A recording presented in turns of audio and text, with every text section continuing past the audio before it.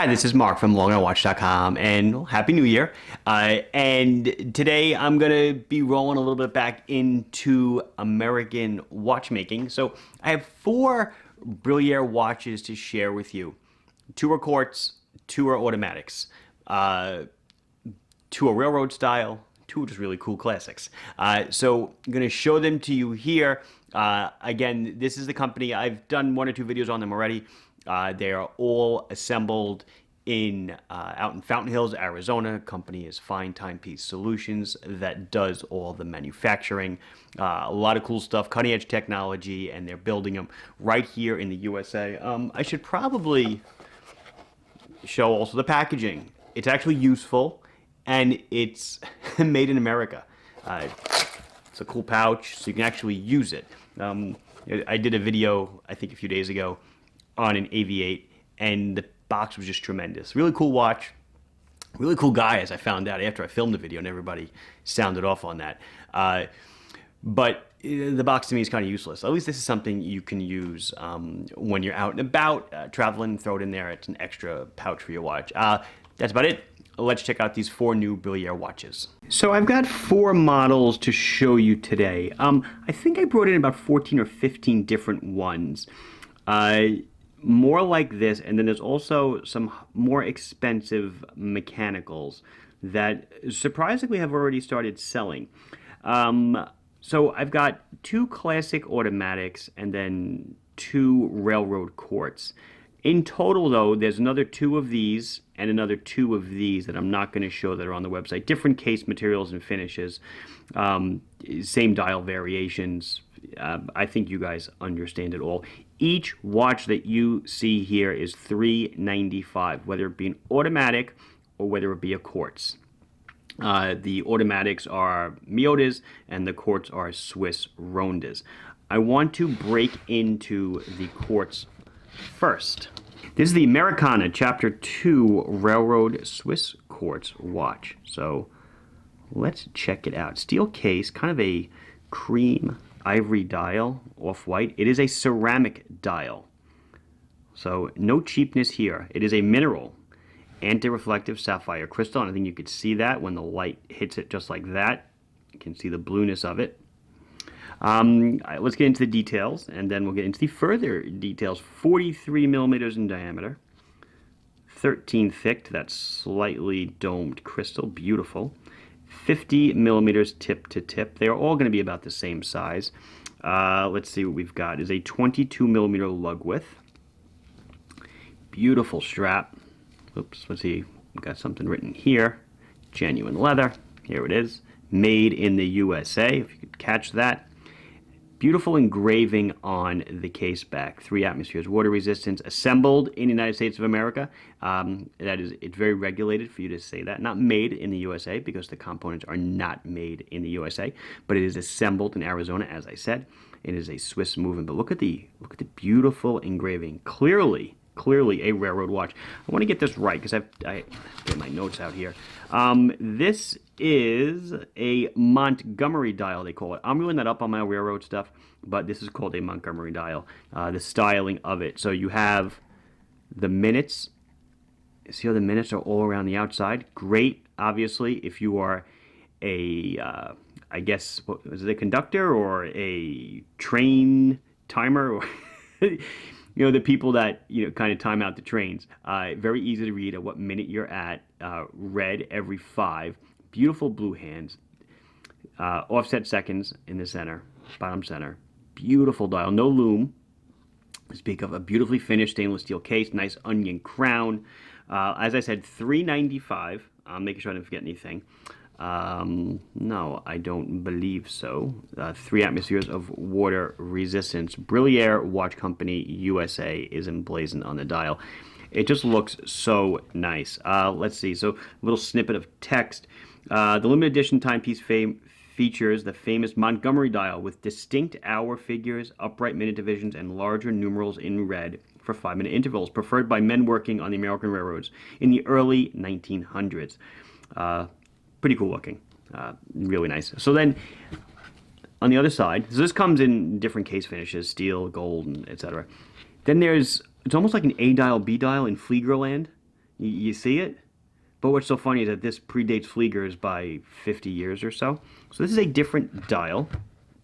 I'm not sure, did I mention the movement? Swiss quartz is a Ronda 1069 movement. So we have slightly different style hands, more of a Breguet style hand now. But the dial has the minutes prominent on the outside, hours less important on the inside. And again, for timing trains, probably more important. But this is a Ferguson dial. That is what this one is called. Again, I'm not really a trainman, motorman, train buff. I know train buffs, they'd probably appreciate this stuff. Same dimensions as before, yellow gold plated case. I believe it also comes in a rose gold plated case. I'll move the hands out of the way. I know it's a Swiss quartz movement, but the winding of it like this, when I change the time, it's so smooth. There's like no backlash. It's beautiful, smooth and buttery. This dial is a little more off-white, cream color, enamel. Gorgeous, really gorgeous. The finishing, the detail, the execution, beautiful leather strap, everything about this watch is just really nice. Here we can check them out together just so you can see the differences and the similarities. Again, same case, different dial, different finishes, different hands. Both are totally striking. Let's move on to the autos. So these are the Brillier Americana Chapter 2 Railroad automatic watches.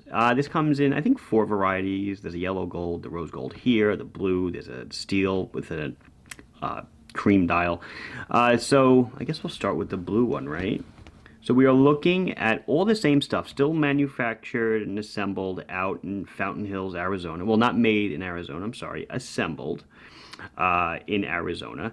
It is a Miyota 8219 movement inside, which we'll get into the subdials in a minute. You can see what's going on. It's still 43 thick. It's 12 to a slightly domed mineral crystal, anti-reflective.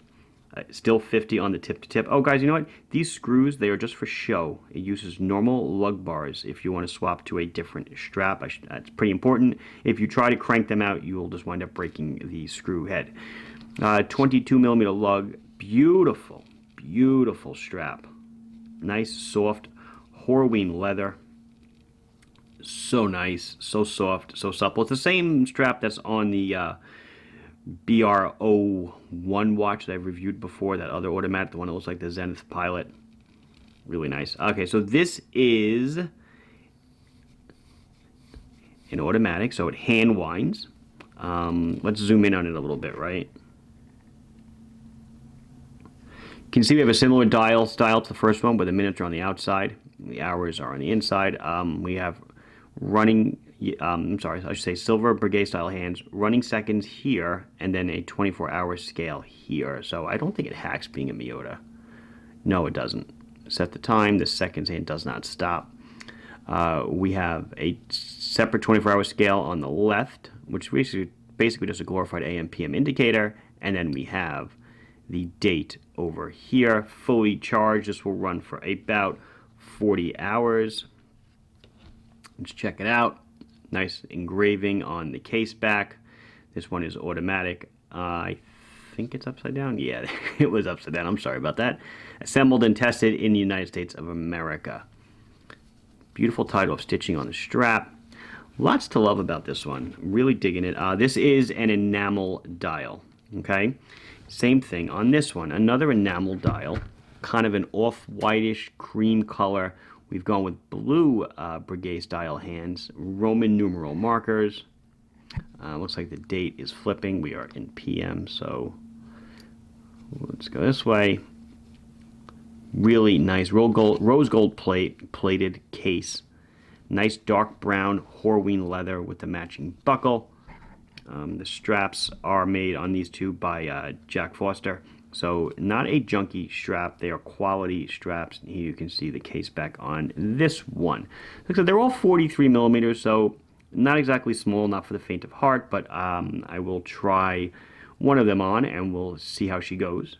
So here is the quartz one. Fits nice on me. Very readable, very simple, easy to read dial. Lack of a bezel makes the case appear, I would guess, even larger than it truly is in life. Maybe a little large for my wrist, maybe not. But again, guys, you wear what you want. Don't care what other people think or say. Here I am on the strap. There's one more hole to go. So my 6 3/4 inch wrist, we're probably looking at the max. It occurred to me I did not do loom.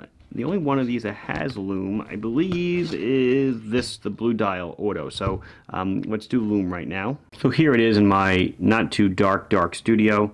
I don't know if you could see. So the numbers are obviously done nicely, but the hands, whoops, the hands, here we go. You can see them here. Here's the tip of the hour hand, and here is the tip of the minute hand. When they cross over into the numerals, it gets a little bit harder to read. So 637 right there. I think you can see it now. And then the subdials are loomed as well. As I said, none of the others have loom. I think that'll do it, about wrap it up. I guess just final closing thoughts. Believe me, I fully understand that in the online world of watch selling, $395 for a Swiss quartz watch or a Japanese auto may not be in your terms of affordability. Believe me, I fully get it. You need to understand these are being produced in the United States. The cost of doing business here is extreme. American workers expect things like benefits and good pay. These items do not come for free. They are obviously traveled down the economic scale, and they arrive into the price of the item. But you are getting superior craftsmanship. So that's kind of the call here is quality control and great build. And they truly are. They look great. 100%, right? There's not much you could say bad about them. If you're going to badmouth it, you're going to say something about the price, I'm guessing.